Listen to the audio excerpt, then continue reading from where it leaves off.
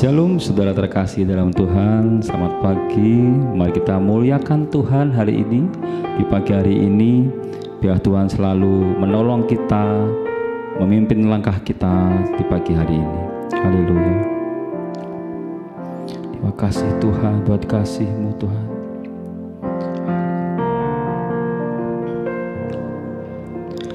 Ku ingin selalu dekat, mendengar suara-Mu Bapa, lebih dari segalanya.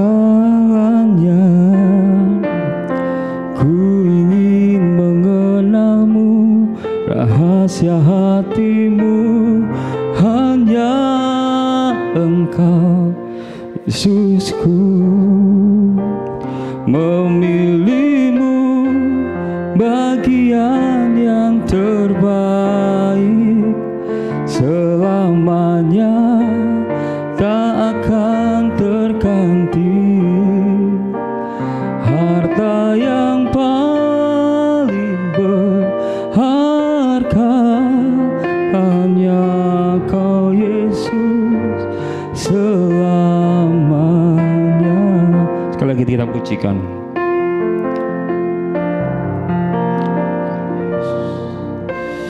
Ku ingin selalu dekat, mendengar suara-Mu Bapa, lebih dari segalanya. Ku ingin mengenal-Mu, rahasia hati-Mu, hanya Engkau rinduku. Memilih-Mu bagian yang terbaik, selamanya tak akan terganti. Harta yang paling berharga hanya Kau Yesus selamanya.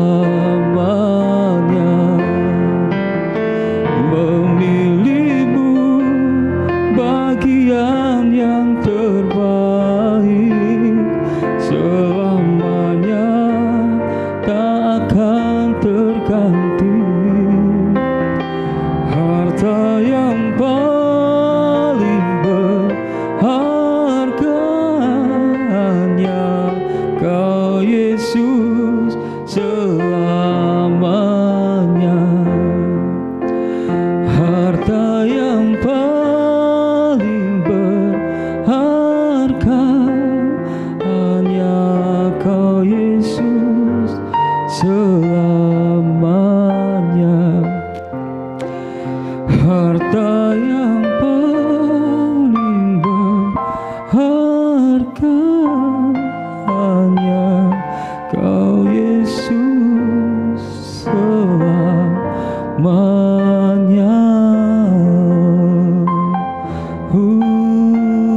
Harta paling berharga hanya Kau Yesus. Terima kasih Tuhan atas kasih-Mu, penyertaan-Mu Tuhan. Terima kasih. Haleluya, Yesus, Engkau yang terbaik buat kami. Terima kasih Tuhan. Kami ingin selalu dekat, selalu melekat dengan Engkau ya Tuhan. Kami isi hati-Mu Tuhan, yang boleh mengerti, mau-Mu Tuhan yang boleh mengerti ya Tuhan. Terima kasih Bapak buat pagi hari ini yang luar biasa ya Tuhan. Kami boleh bersuka cita karena kasih-Mu yang besar dalam hidup kami. Bapak, pakai hamba-Mu yang akan sampaikan firman-Mu pada pagi hari ini ya Bapak. Kau pakai lebih lagi hidupnya, Kau pakai pelayanannya ya Tuhan. Terima kasih Bapak, bersyukur.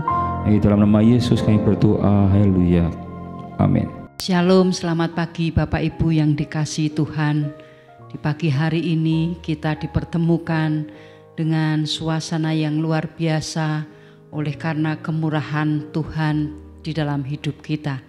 Mari sebelum segala sesuatu kita lakukan, kita bersama-sama untuk belajar akan kebenaran firman Tuhan, dan hari ini kita akan bersama-sama untuk belajar dari Lukas 17 ayat yang ke-11 sampai dengan 19. Akan saya bacakan bagi Bapak, Ibu, dan saudara-saudara sekalian. Demikian firman Tuhan. Dalam perjalanannya ke Yerusalem, Yesus menyusur perbatasan Samaria dan Galilea. Ketika ia memasuki suatu desa, datanglah 10 orang kusta menemui dia. Mereka tinggal berdiri agak jauh dan berteriak, "Yesus, Guru, kasihanilah kami." Lalu ia memandang mereka dan berkata, "Pergilah, perlihatkanlah dirimu kepada imam-imam." Dan sementara mereka di tengah jalan, mereka menjadi tahir. Seorang dari mereka, ketika melihat bahwa ia telah sembuh, kembali sambil memuliakan Allah dengan suara nyaring. Lalu tersungkur di depan kaki Yesus dan mengucap syukur kepadanya. Orang itu adalah seorang Samaria. Lalu Yesus berkata, "Bukankah ke-10 orang tadi semuanya telah menjadi tahir? Di manakah yang 9 orang itu? Tidak adakah di antara mereka yang kembali untuk memuliakan Allah selain daripada orang asing ini?" Lalu ia berkata kepada orang itu, "Berdirilah dan pergilah, imanmu telah menyelamatkan engkau." Bapak Ibu, kita belajar dari firman ini, maka hari ini akan saya beri judul yaitu kuasa iman. Nah, yang kita baca pada saat ini adalah sebuah peristiwa ketika dalam perjalanan ke Yerusalem, Yesus melewati perbatasan antara Samaria dan Galilea, dan ia bertemu dengan 10 orang kusta yang berdiri agak jauh. Kemudian mereka berteriak untuk minta belas kasihan, dan Yesus memerintahkan mereka untuk pergi menunjukkan dirinya kepada imam-imam. Dan pada saat mereka berjalan itulah penyakit kusta mereka menjadi sembuh. Lalu seorang dari antara mereka, yaitu seorang Samaria, kembali kepada Yesus dan berseru untuk memuliakan Allah dan sujud di kaki Yesus serta mengucap syukur. Sementara Yesus juga bertanya, hanya 1 orang yang kembali, yang ke-9 itu kemana? Kemudian Yesus juga berkata kepada seorang Samaria ini, "Berdirilah dan pergilah, imanmu telah menyembuhkan engkau." Bapak Ibu yang dikasihi Tuhan, dalam hal ini kesembuhan secara fisik itu tidaklah cukup.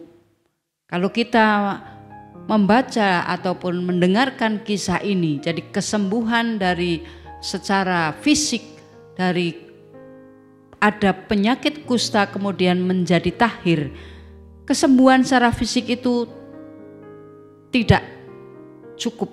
Artinya masih harus melakukan sesuatu yang lebih penting dari itu, yaitu kesadaran secara spiritual bagaimana hubungan yang benar dengan Allah. Ketika mendapatkan sebuah kesembuhan, apakah hanya saya sudah sembuh, terima mujizat itu, tetapi lebih dari itu, yaitu kita harus memiliki yang namanya punya kesadaran untuk memahami bahwa semuanya itu kita harus bersyukur. Nah, dalam hal ini dari 10 orang yang mengucap syukur kembali untuk memuliakan Allah adalah 1 orang. Nah, inilah yang menjadi pertanyaan dari Yesus, mengapa yang lain atau yang 9 orang tidak kembali. Nah, iman itu adalah sebuah keyakinan di mana membawa seseorang itu untuk mengakui bahwa Yesus itu sebagai juru selamat.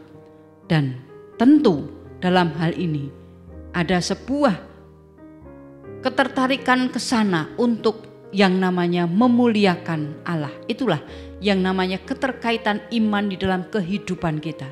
Maka sebuah keyakinan bahwa Yesus itu sebagai juru selamat dan kita punya satu hal kerinduan untuk memuliakan Allah. Iman orang Samaria inilah yang bukan hanya dia menerima kesembuhan secara fisik, tetapi ia juga mendapatkan sebuah penyelamatan dari hidupnya, penyelamatan secara rohani. Kita mengingat kalau kisah ini adalah semua berkat, semua karunia itu kita terima, tetapi lebih dari itu, kekuatan yang kita terima, iman yang kita terima itu harus untuk memuliakan Allah. Nah, Bapak Ibu dan saudara-saudara yang dikasihi Tuhan, ada 3 hal di dalam hal ini. Bagaimana ada pembelajaran tentang iman, yaitu iman membuat kita itu tetap bersandar pada Yesus sebagai juru selamat di dalam kehidupan kita. Ketika orang Samaria ini menyadari bahwa dia adalah sembuh, dia bersandar, maka kembali untuk mengucap syukur. Nah, inilah di dalam Amsal 3 ayat 5-6. Percayalah kepada Tuhan dengan segenap hatimu dan janganlah bersandar kepada pengertianmu sendiri. Akuilah dia dalam segala lakumu, maka ia akan meluruskan jalanmu. Dalam hal ini kita harus melakukan bahwa apa yang sudah kita terima tidak hanya merasa aku sudah sembuh, tetapi lebih dari itu kita harus kembali bahwa kita harus mengucap syukur dan kita tetap bersandar di dalam hubungannya dengan kesembuhan dari Yesus itu sendiri. Maka ayat ini kita diajarkan untuk tidak mengandalkan kemampuan kita sendiri, tetapi mempercayakan hidup kita secara rohani dan bersandar kepada Yesus Kristus. Inilah yang pertama, bagaimana kita belajar dari iman yang sudah kita baca di dalam bacaan kita hari ini. Yang berikutnya, iman memberi sebuah keberanian untuk bertindak. Maka ketika menyadari bahwa dia sudah tahir, sudah sembuh, maka dia ada sebuah keberanian untuk melakukan. Dia tersungkur, dia mengucap syukur, dan akhirnya Tuhan sendiri yang menyuruh mengatakan, berdirilah, pergilah, imanmu telah menyelamatkan engkau. Dia ada keberanian untuk menyatakan bahwa dia adalah sudah sembuh. Ketika kita mendapatkan sebuah berkat dari Tuhan, yaitu keselamatan yang kita dapatkan, mari kita juga punya keberanian untuk bertindak, bersaksi di dalam kehidupan kita, agar di dalam kehidupan kita ini punya sebuah keberanian untuk menyatakan iman kita.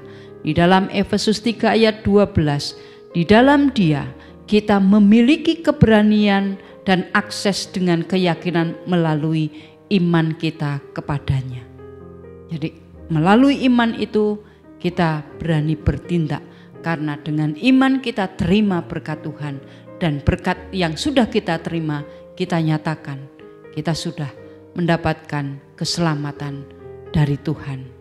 Inilah yang kedua, kita belajar bagaimana pelajaran hari ini tentang iman dari seorang yang kembali mendapatkan sebuah kesembuhan dari Tuhan. Kemudian yang ketiga, dengan iman mengingatkan kita untuk tetap bersyukur. Setelah menyadari bahwa dia adalah sudah sembuh, dia tidak hanya terus berjalan, tetapi kembali mendapatkan kesembuhan. Itu adalah bersyukur. Apapun yang sudah kita terima, kita harus kembalikan rasa syukur kita kepada Tuhan. Maka di dalam Filipi 1 ayat yang ketiga, Aku mengucap syukur kepada Allahku setiap kali aku mengingat kamu. Ayat ini menunjukkan bahwa ucapan syukur itu bisa datang karena memiliki hubungan dan kasih. Nah, maka melalui hubungan kasih itulah kita bisa mengucap syukur. Bapak, Ibu, dan saudara-saudara yang dikasihi Tuhan, mari ketika kita sudah diselamatkan oleh Tuhan dan kita sudah menerima berkat itu, dengan iman kita ini harus tetap bersandar kepada Tuhan Yesus sebagai juru selamat kita. Dan dengan iman kita juga punya sebuah keberanian untuk bertindak. Dan yang berikutnya, dengan iman pula kita juga harus tetap untuk bersyukur. Bapak Ibu yang dikasihi Tuhan, mari bahwa kuasa iman yang ada di dalam hidup kita bisa membawa kita untuk memuliakan nama Tuhan di dalam kehidupan kita sehari-hari. Selamat pagi, selamat menikmati dan memasuki hari ini dengan berkat Tuhan. Pertahankan iman dan kuasa iman itu di dalam kehidupan kita. Amin.